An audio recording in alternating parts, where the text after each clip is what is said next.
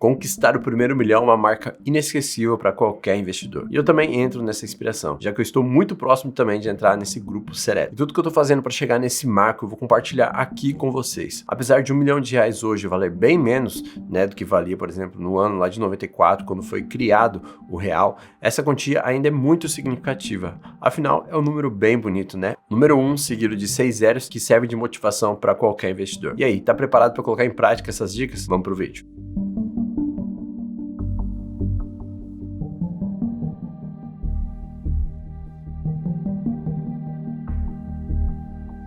Fala pessoal, meu nome é Jonathan Sanches, aqui a gente fala de mercados, economia e investimento. Se você curtir esse conteúdo, se inscreva aqui embaixo, ativa o sininho e também curta esse vídeo, porque com isso você ajuda o canal a crescer e faz também com que esse tipo de conteúdo seja entregue para mais pessoas que estão começando no mercado financeiro. No vídeo de hoje vou te dar aqui 6 dicas muito importantes que irão te ajudar a chegar no seu primeiro R$1 milhão. E este R$1 milhão tem positivo efeito psicológico no investidor. Dentro do mercado financeiro também, ele te qualifica como um investidor qualificado.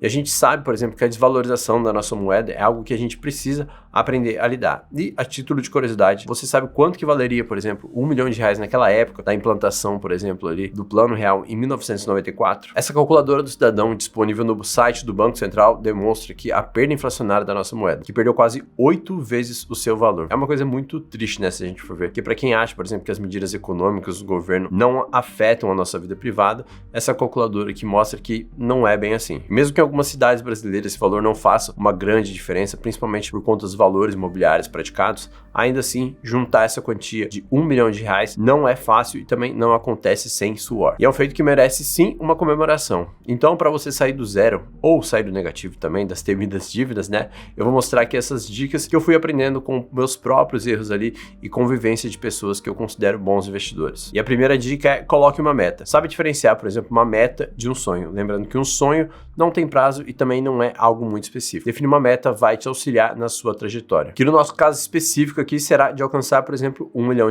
E escolher um prazo para essa conquista aqui que vai guiar a sua organização pessoal também para chegar nesse valor. E lembrando também que esse objetivo aqui precisa ser de longo prazo. Mesmo que você não entenda muito bem como fazer, não se preocupa muito com isso agora, que ao longo do tempo a sua meta vai sofrer alterações por conta da sua maior habilidade ali e maior consciência. Eu mesmo achei que seria uma jornada, por exemplo, de mais de 10 anos para isso acontecer, mas quando eu comecei a fazer tudo certo ali, desde o planejamento financeiro, guardando, por exemplo, 40% de tudo o que eu recebia no mês e mantendo uma vida mais simples, eu praticamente multipliquei meu capital em 3 vezes, praticamente em 2 anos. Ou seja, depois que você começa, as coisas começam a se alinhar positivamente para você. As intenções, por exemplo, de longo prazo não podem ser mais arrojadas do que as de curto prazo. Aquele famoso coach americano Tony Robbins diz que decidir comprometer-se com resultados de longo prazo ao invés de reparos a curto prazo é tão importante quanto qualquer decisão que você fará em toda a sua vida. Ou seja, superestimamos o curto prazo e subestimamos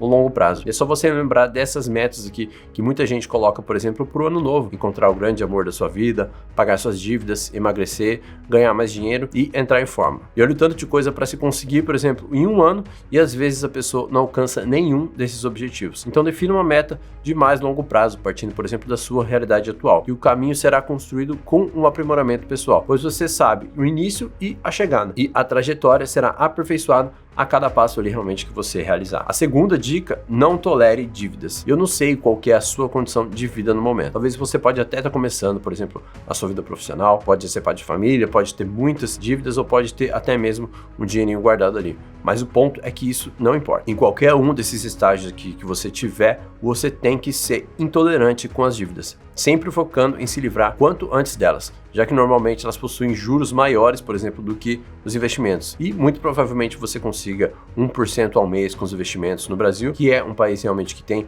uma taxa de juros um pouco mais alta, só que se compararmos, por exemplo, com as dívidas no rotativo do cartão, ela pode chegar a aproximadamente 400% ao ano. E mesmo uma dívida, como por exemplo um empréstimo consignado, que é um pouco sim mais branda, digamos ainda que fique em torno de algo de 36% ao ano, sempre maior que o rendimento que você vai ter com seus investimentos. E eu te falo que para você se livrar logo das dívidas com as altas taxas de juros, porque quando alguém está endividado, essa pessoa depende muito da sorte e precisa que tudo dê certo ao seu redor. E também com as dívidas a gente fica muito fragilizado. E a gente pôde ver isso aí como, por exemplo, um grande exemplo nessa crise sanitária que a gente teve em 2020. Nesse período, muita gente realmente perdeu o emprego, muitas empresas fecharam, muitos ativos financeiros desabaram de valor, mesmo no exterior. Além do dólar, que subiu muito também, encarecendo quase tudo que a gente consumia. Agora imagina esse cenário com dívidas a serem quitadas e sem uma reserva de emergência. E é fato que dívidas caras nos aproximam da ruína. Agora, vocês podem até me perguntar se existe uma alavancagem inteligente. E sim, existe. Porém, a regra aqui é para você evitar qualquer endividamento até que compreenda quando eles são aceitáveis. Mais exemplos de dívidas que possuem baixos juros, como por exemplo o FIES, que é aquele programa de financiamento estudantil, e também o Minha Casa Minha Vida, que são programas imobiliários para pessoas ali com uma renda menor, mas como um contexto geral, para ficar mais fácil, não tolere dívidas. Terceira dica aqui, poupe acima do aceitável. O brasileiro já não possui muito aquele hábito, por exemplo, de poupança. Esse desestímulo também ocorre por outros motivos além da força de vontade, como por exemplo, tem uma renda mais baixa no país, altos impostos, por exemplo, no consumo, o que reduz a saúde financeira das famílias, uma alta tributação das empresas, cerca de 34% ali sobre o seu faturamento, e também um alto consumismo dispensável, que são aqueles gastos que a gente poderia evitar, mas acaba fazendo. E o brasileiro adora fazer isso daqui. E um estudo da Infomoney nos mostrou que 90% dos brasileiros não guardam dinheiro para sua aposentadoria. E só 1% das pessoas conseguem realmente custear aquele padrão de vida após se aposentar.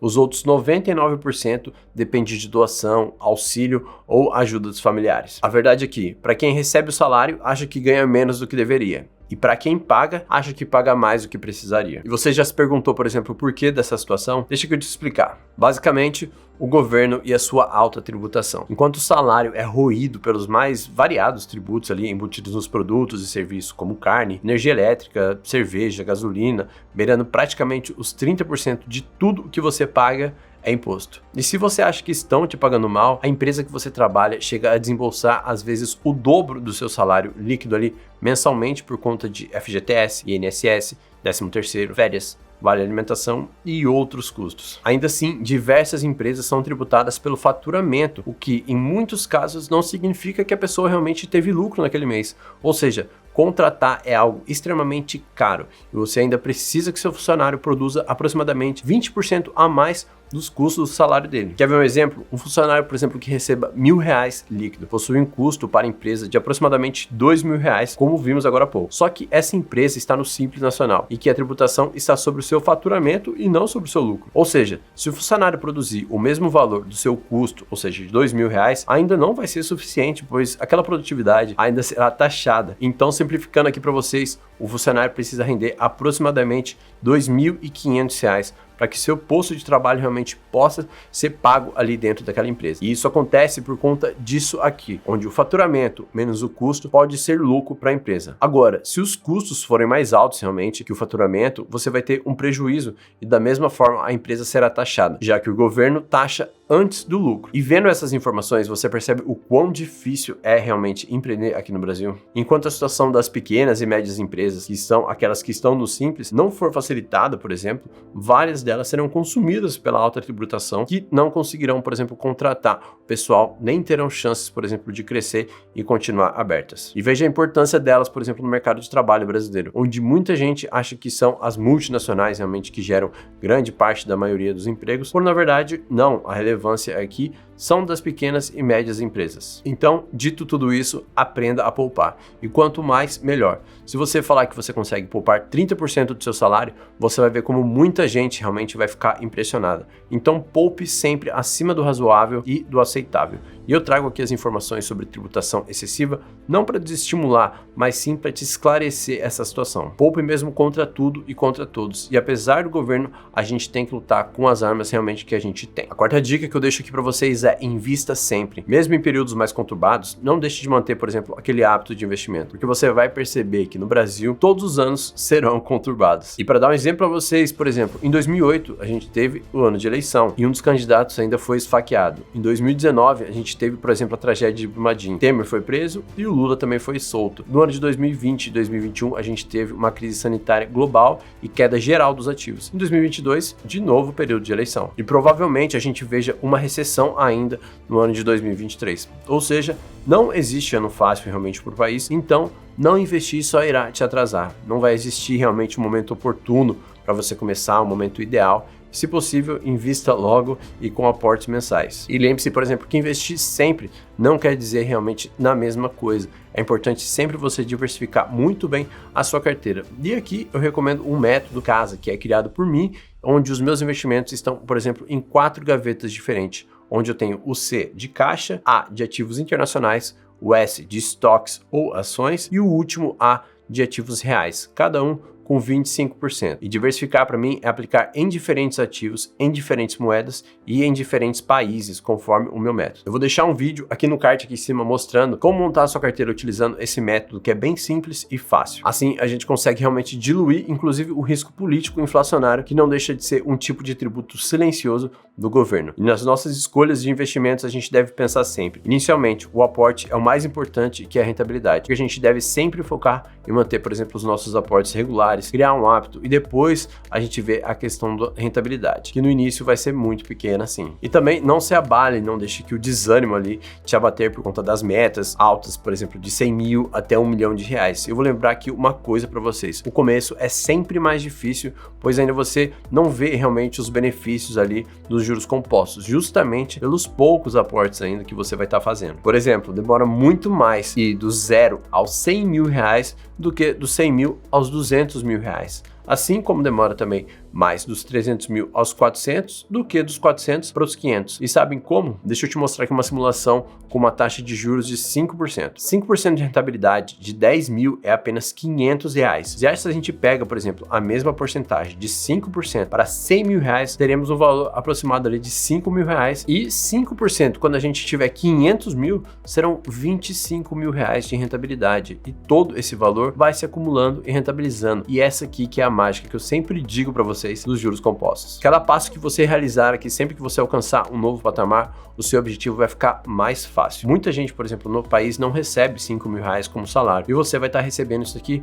como um rendimento. Já as dívidas são justamente uma força ao contrário que vão te puxar realmente para o empobrecimento. E aqui eu demonstrei realmente com uma taxa pequena. Hoje a gente está com uma Selic, por exemplo, de 13,75. E falando de rendimento, o escritor Nassim Taleb nos ensina uma estratégia chamada estratégia Barbell, que reduz os nossos riscos ali, quanto os investimentos também. Então, os títulos americanos, mesmo com todos os erros ali que eles estão fazendo, com a questão do dólar, emitindo dólar descontroladamente, ainda são sim os títulos mais seguros do planeta. Então, estando em segurança, isso aqui nos permite entrar em um investimento mais convexo. Ou seja, quando algo der certo, que esse investimento dê mais dinheiro realmente do que você perderia caso ele desse errado. Por exemplo, o Bitcoin. Caso dê tudo errado, essa moeda digital, o máximo que você pode perder é 100% das suas criptomoedas. E se der certo, o Bitcoin realmente não tem um limite de crescimento. Isso daqui é um exemplo de um investimento convexo. Pensando dessa forma que basta um único grande sucesso em suas escolhas todas ali que você fizer dos investimentos realmente para compensar vários fiascos e dessa forma você garante uma boa parte do patrimônio que você possui e pode aumentá-lo ainda com o tempo. A quinta dica que eu deixo para você aqui é aprenda a gerar uma renda extra. Se a sua desculpa é que você não tem dinheiro para começar, é aqui que você vai fazer a diferença. Quando a gente pensa, por exemplo, em gerar uma renda extra, pode ser um negócio, uma empresa, outro serviço que você possa prestar. Alcançar grandes patrimônios não ocorre apenas juntando dinheiro, é justamente se arriscando realmente com, por exemplo, o empreendedorismo, que isso daqui vai ocorrer. E o que vai te deixar rico realmente é o seu trabalho. A função dos investimentos é somente multiplicar aquele seu capital acumulado. Muita gente no mundo fica bilionário após produzir negócios lucrativos e vendê-los por um preço excelente depois. Mas esse daqui é o ápice, nem todos vão tentar gerar uma renda a mais e chegarão nesse ponto aqui. No início da caminhada, gerar mais renda ajuda você a crescer, por exemplo, nos aportes e nos investimentos também e no crescimento do patrimônio. Mas depender apenas dos investimentos vai fazer com que demore muito mais a conquista realmente do seu primeiro milhão. Por isso que empreender pode acelerar muito essa caminhada. E a verdade também é que muita gente ainda não percebeu o real valor do mercado digital e da internet em nossas vidas. Para a gente conseguir, por exemplo, altas rentabilidades, o mercado digital é um dos principais exemplos que a gente pode desenvolver os nossos investimentos ali, talvez em proporções até maiores que os grandes investidores mundiais. Uma pessoa realmente que saiba aplicar bem os seus conhecimentos em negócio digital terá maiores retornos, por exemplo, no curto prazo, do que os melhores investimentos que a gente já teve em todos os tempos, como por exemplo Warren Buffett ou até mesmo Peter Lynch ou James Simons. A sexta dica que eu deixo para vocês aqui é: oportunidades devem ser aproveitadas. Aproveite o mercado financeiro, mas, por exemplo, não se esqueça de outras oportunidades que possam aparecer ali fora do mercado, às vezes até mesmo com lucros superiores. E essa dica aqui, por exemplo, está muito atrelada com a anterior, que é realmente para você abrir a sua mente para outras opções, como por exemplo, uma produção de conteúdo, como eu estou fazendo aqui para vocês, pode ser uma das melhores profissões que nós temos hoje. E ela se assemelha muito como, por exemplo, um professor faria antigamente ali, que vai ensinar as pessoas, onde você pode realmente passar todos os conhecimentos ali para as pessoas que estão dispostas até mesmo pagar por aquilo, de forma que você não precisa realmente de uma sala de aula grande e nem muitos materiais para isso. Seu conteúdo pode atingir milhares de pessoas e fazer realmente com que você seja reconhecido naquilo que você ensina para outras pessoas. E aí, o que você achou dessas dicas aqui para realmente você chegar no seu primeiro R$1 milhão?